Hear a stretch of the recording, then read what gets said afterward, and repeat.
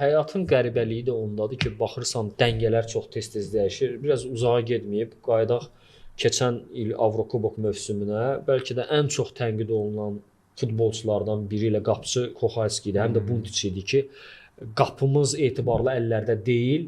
Lunyov gəldiyi vaxtlar çox yaxşı görünürdü. Bəlkə də onu saxlamaq olardı, amma orada da müəyyən problemlər üzə çıxdı və Lunyovdan sonra nə Kohalski, nə Buntiç ümidləri doğrultmadılar ötən mövsüm üçün və elə düşünürdülər ki, hamı yeni qapıçı da transfer edə bilərlər. Amma bu mövsüm sanki fərqli Kohalski görürük.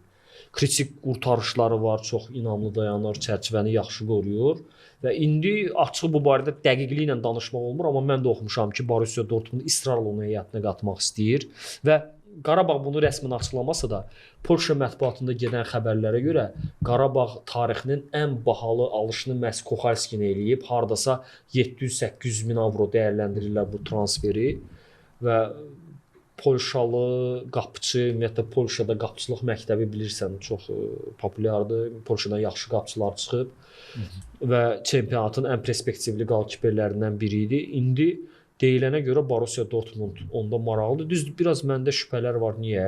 Borussia Dortmund kifayət qədər imkanlı klubdur və Kohalskiyə görə bildiyimiz qədərilə Qarabağ 3 milyon avro istəyir. Normalda əgər Kohalski onlara lazımdırsa, bu 3 milyon avronu verib ala bilərlər. Amma burada başqa informasiyalar da sızıb ki, Borussia Dortmund Kohalskini Əmrəcanla dəyiş-düyüş eləmək istəyir. Bunu Qarabağa təklif edib, amma Qarabağ özü onu istəməyib, bu varianta isti baxmayıblar. Hərçənd deyilənə görə Əmrəcan özü də Qarabağı istəmir. Türkiyə və başqa klublarla danışıqlar aparırlar.